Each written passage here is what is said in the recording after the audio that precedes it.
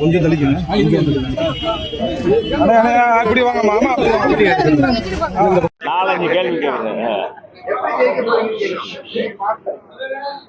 மதுரை மேற்கு தொகுதியில் மீண்டும் எனக்கு வாய்ப்பு கொடுத்த கழக பொதுச் செயலாளர் புரட்சி தமிழர் எடப்பாடியார் அவர்களுக்கு என்னுடைய நெஞ்சார்ந்த வாழ்த்துதலை வணக்கத்தை இந்த நேரத்தில் தெரிவித்துக் கொள்கிறேன். புரட்சி தலைவர் அம்மா புரட்சி தலைவர் உடைய இயக்கத்துக்கு கடுகளவு கூட என்னால் அவருடைய புகழ் எந்த வகையிலும் அவர்களுக்கு ஊறு விளைவிக்காத வகையில் பொதுச் செயலாளருடைய நம்பிக்கையுடன் களத்தில் இறங்கி மேற்கு தொகுதி மக்களை சந்தித்து நான் அந்த தொகுதிக்கு ஆற்றிய பணிகளையும் மதுரை மக்களுக்கு 10 ஆண்டுகள் அமைச்சராக இருக்கும்போது செய்த திட்டங்களையும் எடுத்து சொல்லி, குறிப்பாக மேற்கு தொகுதி மக்களுக்கு எந்தெந்த வார்டில் எந்தெந்த பகுதிக்கு என்னென்ன திட்டங்கள் கொடுத்திருக்கிறேன், என்னுடைய பையன் பெயருக்கு நடத்தின ஆர்ஜே தமிழ்மணி ட்ரஸ்ட் மூலமாக எத்தனாயிரம் பேர் பயனடைந்திருக்கிறார்கள், எங்களுடைய குடும்பமே இன்றைக்கு மேற்கு தொகுதி மக்களுக்கும் கழகத்துக்கும் கடமைப்பட்டு இருக்கிறோம் என்பதை தெரிவித்துக் கொள்கிறேன். எனவே மக்கள் தான் எஜமானர்கள். மக்களை நம்பி களத்தில் என்னை நிறுத்திருக்கிற பொதுச் செயலாளருக்கு மீண்டும் நன்றி தெரிவிச்சுக்கிறேன். சொல்லுங்க, என்ன வேணும்? திமுக கூட்டணியில மதிமுக நாங்க சிரித்து கொண்டே அழுகிறோம், நாங்க எதிர்பார்த்த தொகுதிகளை கொடுக்கல அப்படின்ற மாதிரி மதிமுக சார்பில் செய்தியாளர் சந்திப்புல பேட்டியா சொல்லிட்டாங்க.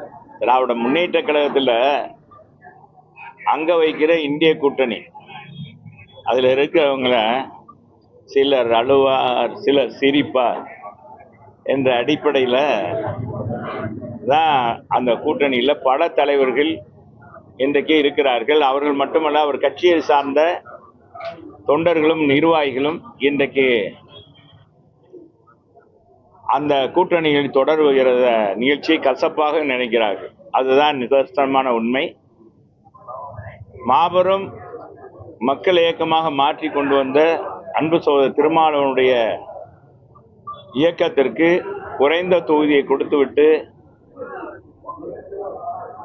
இன்றைக்கு அவர் எப்படி அது மன வலிமையோடு எடுத்துக்கொண்டார் என்று தெரியவில்லை. மறுமலர்ச்சி திராவிட முன்னேற்ற கழகத்துடைய பொதுச் செயலாளர் அண்ணன் வைகோ அவர்கள்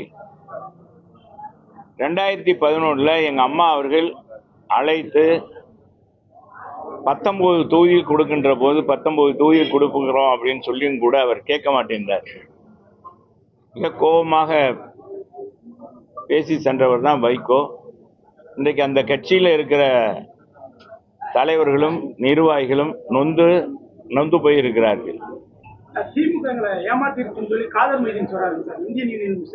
அதான் எல்லா பேருமே அப்படிதான். இப்ப வாழ்வுரிமை இயக்கத்தினுடைய தலைவர் அன்பு சகோதரர் அதனுடைய நிறுவன தலைவரும் இன்னைக்கு அந்த கூட்டணியிலிருந்து விலகி இன்றைக்கு நான் தேர்தலிலே போட்டியிடலை என்ற ஒரு விரக்தியோடு அறிவிக்கின்ற காட்சியை தான் பார்க்கிறோம்.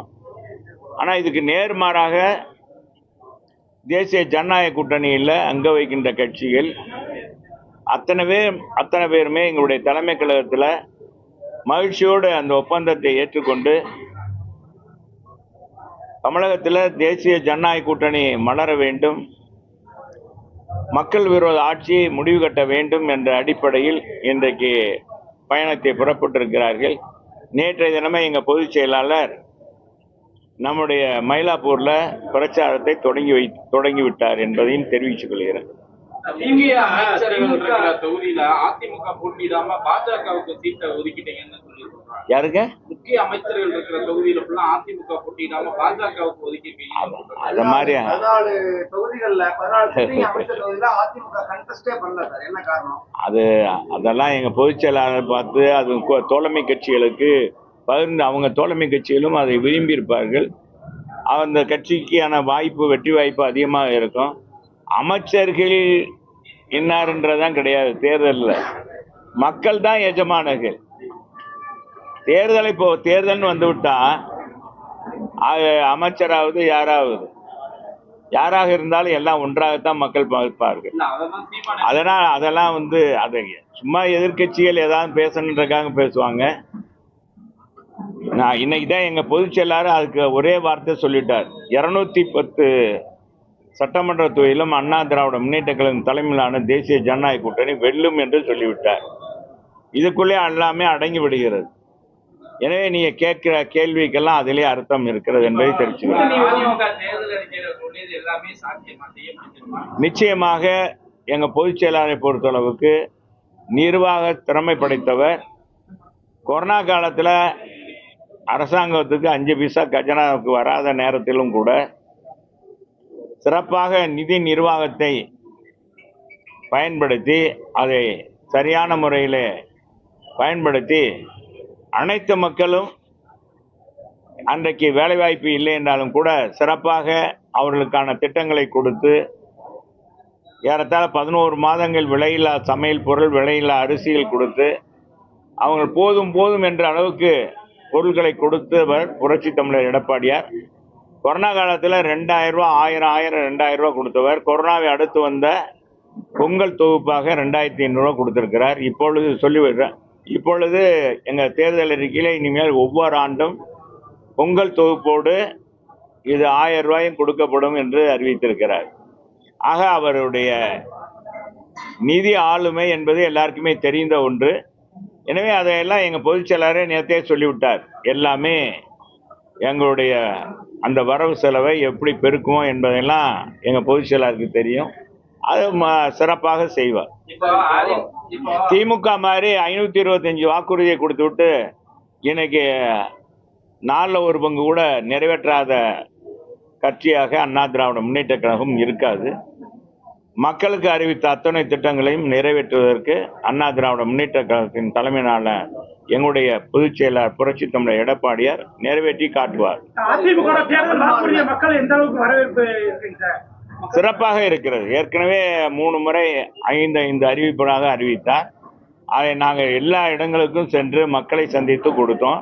எல்லோருமே அதை வரவேற்றார்கள். குடும்பத்துக்கு 1000 ரூபா 10,000 ரூபா வழங்குவது, எடுத்த உடனே 10,000 ரூபா வழங்குவது என்பது மக்கள் எல்லோருமே இன்றைக்கு எவ்வளவு தூரத்தில் அவங்க கஷ்டப்படுறாங்க என்பதை ஒரு அறிந்து கொண்ட சாதாரண நிலையிலிருந்து அந்த மக்களை பார்த்த ஒரு முதலமைச்சர், ஒரு தலைவர் யாருன்னா எங்க புரட்சி தமிழர் எடப்பாடியார் தான். 10,000 ரூபாய் வழங்கி பெண்களுக்கு குலவிளக்கு திட்டத்தின் அடிப்படை 2000 ரூபாய் மாதம் அனைத்து குடும்ப பெண்களுக்கும் வழங்கப்படும் சொல்லிட்டார். அதையும் ஒவ்வொரு குடும்ப அட்டைதாரர்களுக்கும் பிரிஞ்சு வழங்குவோம் சொல்லியிருக்கிறார். இன்னைக்கு கதாநாயகனாக திகழ்வதே அண்ணா திராவிட முன்னேற்ற கழகத்துடைய தேர்தல் அறிக்கை. அதை தொகுத்து வழங்கிய எங்க புரட்சி தமிழர் எடப்பாடியா தான் இன்றைக்கு டாப். மற்றதெல்லாம்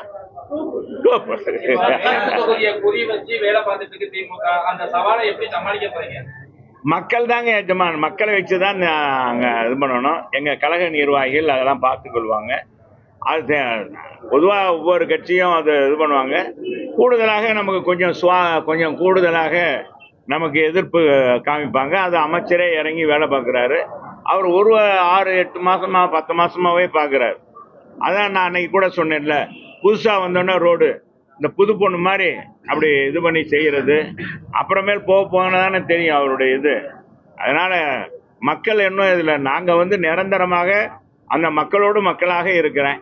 எனவே மக்களுக்கான திட்டங்களை நான் நிச்சயமாக குரல் கொடுத்து எங்களுடைய இன்னும் ஆளுங்கட்சியாக அண்ணா திராவிட முன்னேற்ற கழகம் வரப்போகிறது. அதிகமான திட்டங்களை கொடுத்து மதுரை மக்கள் இன்றைக்கு போற்றுகின்ற அத்தனை வளர்ச்சி பணிகளும் எங்க காலத்தில் கொண்டு வந்ததுதான். திமுக காலத்தில் 5 ஆண்டுகளில் ஒரு திட்டம் கூட கொண்டு வரல. இதிலே தெரியும் உங்களுக்கு, மதுரை மக்களுக்கென்று எதுவுமே செய்யலை. இன்றைக்கு ஸ்மார்ட் சிட்டி பணி கூட 2011 கொண்டு வந்த அந்த ஸ்மார்ட் சிட்டி பணி கூட இந்த ஆட்சியில் 5 ஆண்டுகளாக நிறைவேற்ற முடியல. இன்னும் பல பிரிவுகளில் இன்னும் பாதாள சாக்கடை இணைப்பு கொடுக்கல. முல்லை பெரியார் கூட்டு குடிநீர் திட்டம் இன்னும் சரியாக வழங்கவில்லை. அது 24 மணி நேரமும் கொடுக்க வேண்டும். அதுதான் அது முறை. இன்னைக்கு பார்த்தீங்கன்னா நிறைய சர்ப்ளஸாக வாட்டர் வருகிறது. 225 எம்எல்டி வருகிறது. அது முறையாக இவங்க அது நீரோட்டம் பார்த்து அதனுடைய ஒவ்வொரு தொட்டியிலிருந்தும் எவ்வளவு இறக்க வேண்டும், எவ்வளவு வீடுகளுக்கு போகுது என்பது தரமான பைப்புகள் பதிக்கவில்லை. ரோடுகள்லாம் பார்த்தீங்கன்னா எங்களுடைய பகுதி செயலாளர் 72வது வார்டு மாமன்ற உறுப்பினர், நான் ஏற்கனவே ஊடகத்தில் கூட சொன்னேன், சிமெண்ட் ரோடு போட்டாங்க. சிமெண்ட் ரோடு போட்டு 10 மாசங்கள் கூட அதான் 10 மாசம் கூட 10 மாசம் தான் ஆகுது. 10 மாசத்துல அந்த சிமெண்ட் எல்லாம் போயிருச்சு. வெறும் கல்லாத்தான் இருக்கு. நீங்க கூட போய் பார்க்கலாம். நம்ம இதுல திருவள்ளுவர் நகர்ல போய் பார்த்தீங்கன்னா பெரிய சாலை, முக்கிய சாலையில அந்த மாதிரி இருக்கு. இது பூராமே இதெல்லாம் தரமற்ற ஒப்பந்தக்காரருக்கு கொடுத்ததன் அடிப்படையில தான் இது நடக்குது. இப்ப திமுக தேர்தல் நிலைமை என்ன சார்? அதெல்லாம் அவங்ககிட்ட தான்